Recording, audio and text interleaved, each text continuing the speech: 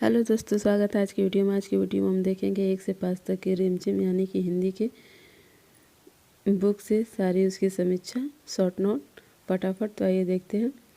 यहाँ पे हमने इस बुक से लिया है एनसीईआरटी यानी कि एनसीईआरटी शॉर्ट फॉर्म है। इसका फुल फॉर्म क्या होगा आपके डिस्प्ले पे दिख रहा है। इसका फुल फॉर्म है national council of educational research and training यानी कि राष्ट्रीय शैक्षिक अनुसंधान और प्रशिक्षण परिषद। तो ये क्वेश्चन एग्ज़ाम के दृष्टि से महत्वपूर्ण है, तो आप इसको ध्यान में रखें।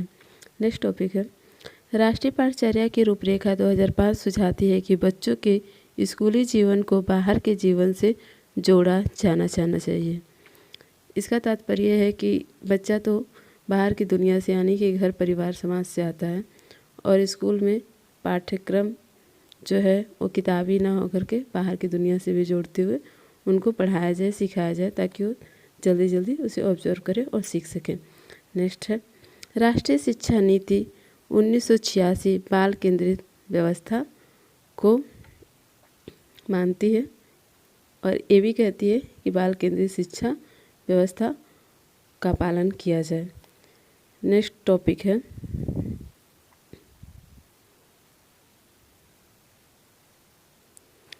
पहली कक्षा में आने वाले बच्चे समृद्ध और विकसित मातृभाषा ज्ञान के साथ आते हैं।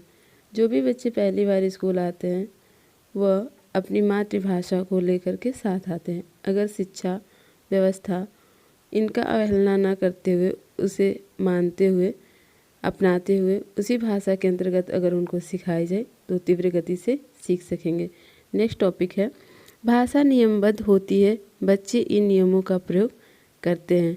भाषा का जो नियम होता है बच्चे उसे बहुत ही जल्दी ऑब्जर्व करते हैं और इन नियमों का वो प्रयोग करना सीख जाते हैं। नेक्स्ट टॉपिक है पढ़ना और लिखना एक साथ चलने वाली प्रक्रिया है।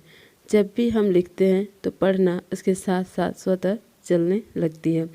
नेक्स्ट टॉपिक है बाल साहित्य बच्चों में पढ़ने लिखने के प्रति रुझान बढ़ाती है।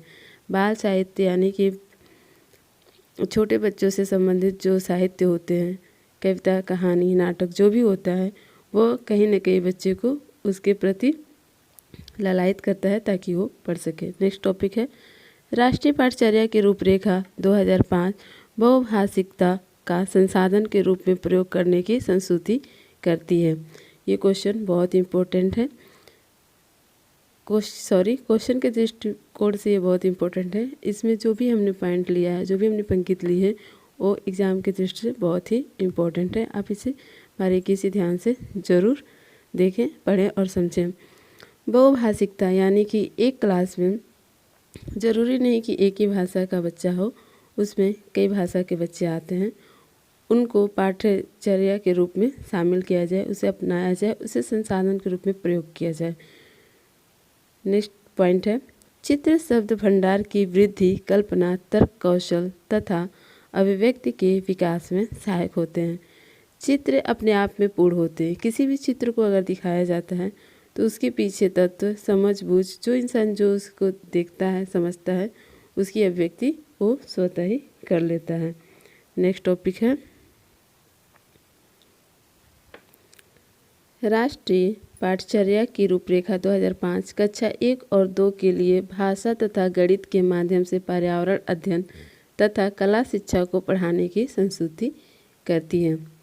कक्षा 1 से 2 तक के बच्चों को गणित और भाषा विषय का ज्ञान दिया जाता है। इसके थ्रू हर विषय को शामिल किया जाता है, खास तौर से उनके पर्यावरण को।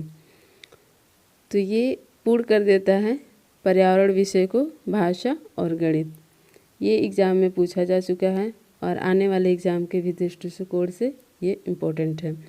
नेक्स्ट पॉइंट है प्राथमिक रंग लाल, पीला, नीला। हमने जो भी ये पंक्तियाँ ली हैं ये रिमझिम बुक यानी कि अब तक हमने जो देखा वो कक्षा 1 का था। अब ये रिमझिम 2 यानी कि कक्षा 2 का देखेंगे। तो उस बुक में जो भी हमें इम्पोर्टेंट दिखा हमने ले लिया है, आप इसे ध्यान रखें। नेक्स्ट पॉइंट है रिमझिम 2 से चित्र पुस्तक को आकर्षक बनाने के साथ अनेक भाषाई कौशल विकसित करने में सहायक हो सकते हैं। जो चित्र होते हैं वह अनेक भाषा कौशल को विकसित करते हैं। देखना, सुनना, बोलना, व्यक्ति जो भी गतिविधि एक भाषा के थ्रू होती है, एक दूसरे को जानने, समझने, ज्ञान विस्तार करने का जरिया होता है, वह एक चित्र काफ़ी उपयोगी होता है। नेक्स्ट पॉइंट है, चित्रों पर चर्चा बच्चों में भाषाई कौशलों के साथ अवलोकन आदि कौशल भी विकसित करेगी। जो चित्र होता है वह बच्चे को अभिव्यक्ति करने की पूरा माहौल देता है, परिवेश देता है, और उसके थ्रू वह अवलोकन करना सीख जाता है और उसके साथ साथ उसके अनेक कौशलों के विकास स्वतः ही होने लगते हैं। नेक्स्ट पॉइंट है, प्रत्येक अभ्यास और गतिविधियां ऐसी हो जिनमें कक्षा का प्रत्येक बच्चा भाग ले सके। जो भी गतिविधि है, जो भी अभ्यास कराए जाते हैं, वो ऐसे कराया जाए ताकि हर बच्चा उसके प्रति अग्रसर हो और उसमें अपना योगदान दे सके।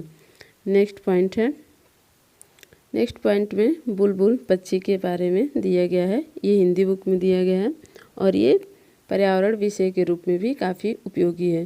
तो इसे देखें, इसकी विशेषता यहाँ पे बताई गई है, उसकी गतिविधि बताई गई है। इसमें पॉइंट है, इसकी पूँछ वाली जगह लाल, पूँछ का सिरा सफ़ेद, शरीर भूरा और सिर का रंग काला होता है।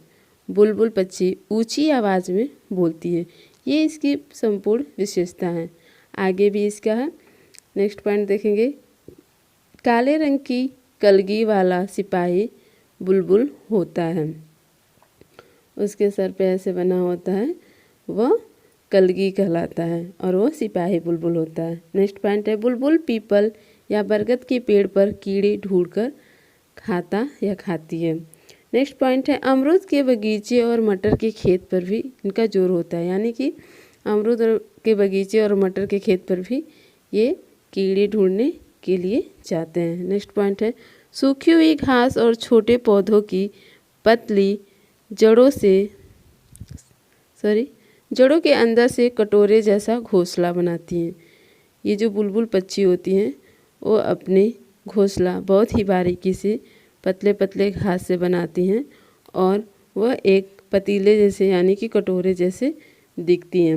नेक्स्ट पॉइंट है, बुलबुल एक बार में 2 या 3 अंडे देती है। अंडे हल्के गुलाबी रंग के होते हैं। ध्यान से देखने पर लाल, कुछ भूरी और कुछ बैंगनी बिंदियाँ दिखाई देती हैं उनके अंडे पर। नेक्स्ट है टेसू। टेसू एक त्यौहार है। टेसू के बारे में यहाँ पे हम जानेंगे। यह भी पर्यावरण विषय के अंतर्गत बहुत ही इम्पोर्टेंट है। देखें, टेसू एक प्रसिद्ध उत्सव और खेल है। यह दशहरे के दिनों में मनाया जाता है। इसमें लड़कों की टोली टेसू और लड़कियों की सांची को लेकर घर घर जाकर अनाज, पैसे या दीपक जलाने के लिए तेल मांगते हैं। यह जो टेसू उत्सव है ये मनाया जाता है बुंदेलखंड, ग्वालियर और उसके आसपास के क्षेत्रों में बड़े ही धूमधाम से। यह त्यौहार 5 दिन तक चलता रहता है। नेक्स्ट टॉपिक देखेंगे। नेक्स्ट टॉपिक अंतर्गत कक्षा 3 की रिमझिम देखेंगे। इसके अंतर्गत जो बिंदु है वो बहुत ही कम है। एक ये, इसमें यदि जगह, समय और आज़ादी दी जाए तो बच्चे बड़ों द्वारा सौंपी गई सूचना सामग्री से जुड़कर और जूझकर नए ज्ञान का सृजन करते हैं। इसका तात्पर्य है बच्चे को उनका माहौल दिया जाए और समय, जगह और आज़ादी दे दिया जाए तो वह किसी भी चीज़ को बहुत ही आसानी से सॉल्व कर लेंगे या उसमें नए तर्क और नए ज्ञान का सृजन वो स्वतः ही कर लेंगे। नेक्स्ट है यानी कि कक्षा 4 का रिमझिम। इसके अंतर्गत देखें कौन कौन सी बिंदु है। इसके अंतर्गत है पॉइंट, बाल केंद्रित शिक्षा विषय को एक मजबूत दीवार से घेर देने और जानकारी को रटा देने की प्रवृत्ति का विरोध करती है। जो बाल केंद्रित शिक्षा है वो पूर्ण रूप से विरोध करती है उनको संकुचित माहौल देना या फिर उनको कि कोई भी बिंदु हो उसको समझा करके ना बल्कि रटा करके पढ़ाना, इसका वो बहुत ही विरोध करती है। नेक्स्ट पॉइंट है, पाठ में चित्र बच्चों की बौद्धिक क्षमता का विकास करता है जिनमें विश्लेषण और तर्क शामिल है। जो चित्र होते हैं वो बौद्धिक क्षमता का बहुत ही विकास करता है और उस चित्र के अंतर्गत वो विश्लेषण भी करते हैं और तर्क भी करते हैं। नेक्स्ट पॉइंट है, कक्षा की गतिविधियों को बच्चों के रोजमर्रा के अनुभव से जोड़ा जाए। जो गतिविधि कक्षा में चलती है वो उनके आने वाले जीवन या वो जिस समाज में रहते हैं उसके रोज़मर्रा के जीवन से जुड़े हुए हो तो वो ज़्यादा सीखेंगे और उनके लिए वही अच्छा भी होगा। नेक्स्ट है हुदहुद पक्षी। अब यहाँ पे आप हुदहुद पक्षी के बारे में उसकी विशेषता जानेंगे। हुदहुद पक्षी दूब में कीड़ा ढूंढकर खाने से इसे पडुबिया भी कहते हैं।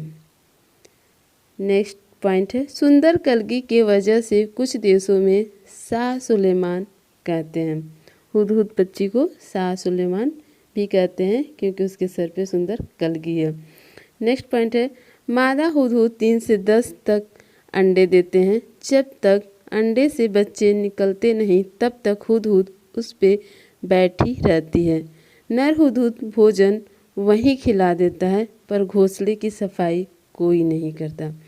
जब तक अंडे से बच्चे नहीं निकल जाते तब तक वो हुदहुद पक्षी वहीं रहती है। ये भी उनकी एक गतिविधि की विशेषता है। तो आप इन विशेषताओं को ध्यान में रखें क्योंकि ये पर्यावरण के विषय में जरूर पूछ सकता है। नेक्स्ट टॉपिक जो रिमझिम 5 यानी कि कक्षा 5 से लिया गया है तो इसे हम देखेंगे फटाफट।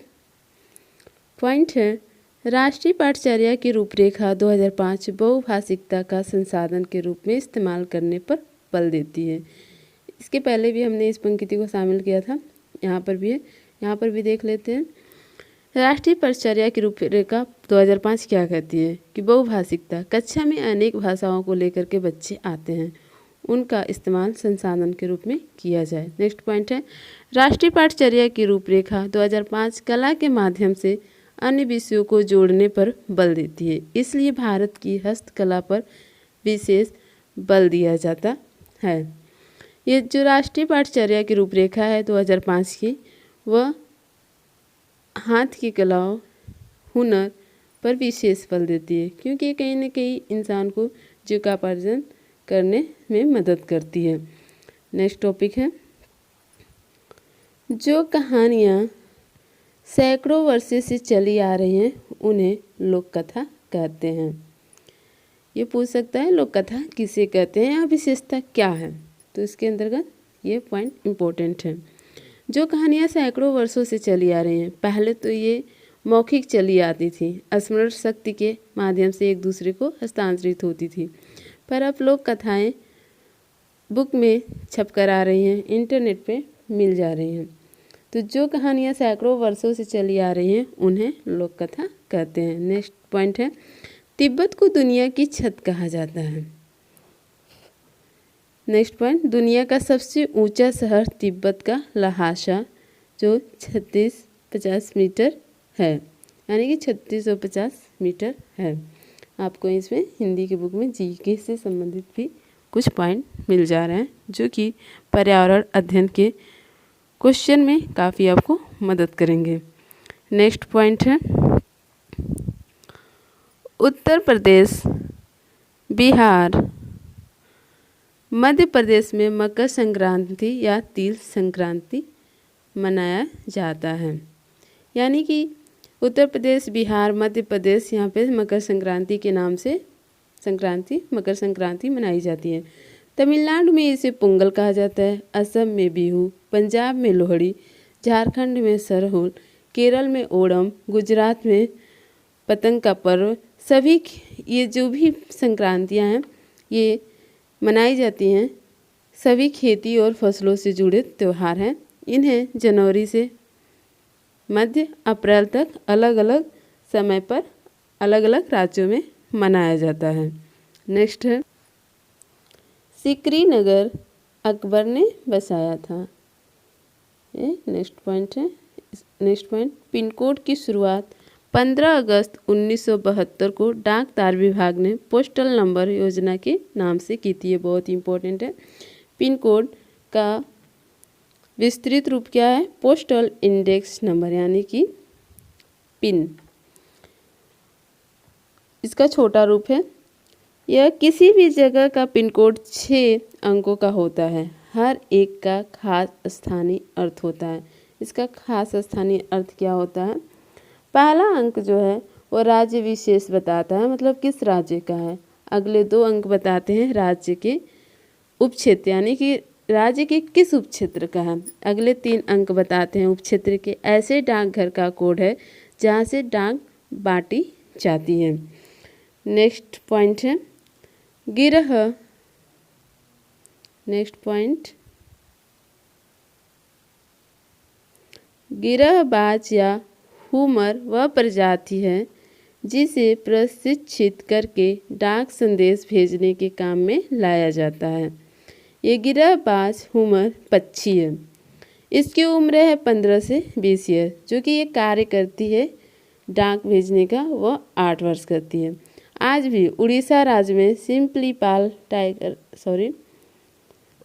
आज भी ये इनको प्रशिक्षित करके संदेशों का आगमन किया जाता है दूर दराज क्षेत्रों में। नेक्स्ट पॉइंट है उड़ीसा राज्य के सिंपलीपाल टाइगर रिजर्व स्थित है, यानी कि उड़ीसा राज्य में जो टाइगर रिजर्व क्षेत्र है वो सिंपलीपाल टाइगर रिजर्व नाम से स्थित है। नेक्स्ट पॉइंट है किसी भी नदी की शुरुआत ऊंचे स्थानों या पहाड़ों से होती है। नदी में पानी झरने से, झील से, बारिश से या फिर हिम के पिघलने से होता है। यहाँ पे नदी की विशेषता है और यहाँ से हम कई पंक्तियाँ नदी के संदर्भ में जानेंगे। जहाँ से नदी की शुरुआत होती है उस जगह को उद्गम स्थान कहते हैं। ये बहुत इंपॉर्टेंट है क्वेश्चन के दृष्टिकोण से। नेक्स्ट है कई धाराएं आकर नदी में मिलती हैं। नेक्स्ट पॉइंट है पहाड़ी क्षेत्र में ढाल अधिक होने के कारण नदी का बहाव तेज होता है, जिससे नदी गहरी घाटी यानी कि वी आकार की घाटी बनाती है। नेक्स्ट पॉइंट है कई सारी छोटी नदियाँ मुख्य नदी में मिलती है तथा उसे बड़ी नदी बनाती है। इन छोटी नदियों की मुख्य नदी की सहायक नदियाँ कहते हैं। नेक्स्ट है क्वेश्चन पूछ सकता है सहायक नदियाँ किसे कह सकते हैं, तो उसके संदर्भ से ये इम्पोर्टेंट है। नेक्स्ट पॉइंट है नदी जब ऊंचाई से गिरती है तो जलप्रपात बनता है। नेक्स्ट वह स्थान जहाँ नदी समुद्र में मिलती है उसे नदी का मुहाना कहते हैं। ये जो भी लाइनें आपके सामने हैं वो सब ही इम्पोर्टेंट है। नेक्स्ट है नदी समुद्र में मिलने से पहले अपनी रेत और मिट्टी समुद्री किनारे पर छोड़ जाती है। नेक्स्ट है जब कम ढाल होने के कारण बहाव बहुत ही कम हो जाता है तो नदी घुमावदार रास्ते बनाती है, जिसे नदी विसर्प यानी कि मियंडर कहते हैं। पूछ सकता है विसर्प किसे कहते हैं, यानी कि नदी विसर्प किसे कहते हैं, तो ये इसकी विशेषता है। नेक्स्ट है समुद्र में भारत का जल प्रदेश उपयुक्त आधार रेखा में एक बार और देखेंगे। समुद्र में भारत का जल प्रदेश उपयुक्त आधार रेखा से मापे गए 12 समुद्री मील की दूरी तक है। जो समुद्र एरिया है वो नापे जाते हैं, तो 12 समुद्री मील तक की दूर तक की एरिया को नापे जाते हैं। नेक्स्ट है चंडीगढ़ पंजाब हरियाणा के प्रशासित मुख्यालय चंडीगढ़ में है। पूछ सकता है कि वो कौन से 3 राज्य हैं जिनका मुख्यालय एक ही जगह है, तो तीनों राज्य है चंडीगढ़, पंजाब, हरियाणा और ये इनका मुख्यालय है चंडीगढ़ में। नेक्स्ट पॉइंट है इस मानचित्र में हम इसके बाद मानचित्र से संबंधित कुछ टॉपिक करेंगे, तो उसके अंतर्गत देख लेते हैं। यहाँ पे अरुणाचल प्रदेश, असम और मेघालय के मध्य में दर्शाई गई अंतर्राज्यीय सीमाएं उत्तरी पूर्वी क्षेत्र पुनर्गठित अधिनियम 1971 के निर्वाचनानुसार दर्शित हैं, परंतु अभी सत्यापित होनी है। जो अरुणाचल प्रदेश, असम और मेघालय के मध्य जो रेखाएं हैं वह निर्वाचनानुसार दर्शित हैं अधिनियम 1971 के अनुसार, लेकिन अभी सत्यापित होनी बाकी है। दोस्तों अगर मेरी वीडियो आपको अच्छी लगी हो तो लाइक करें, सब्सक्राइब करें और ज़्यादा से ज़्यादा शेयर करें। Thank you for watching.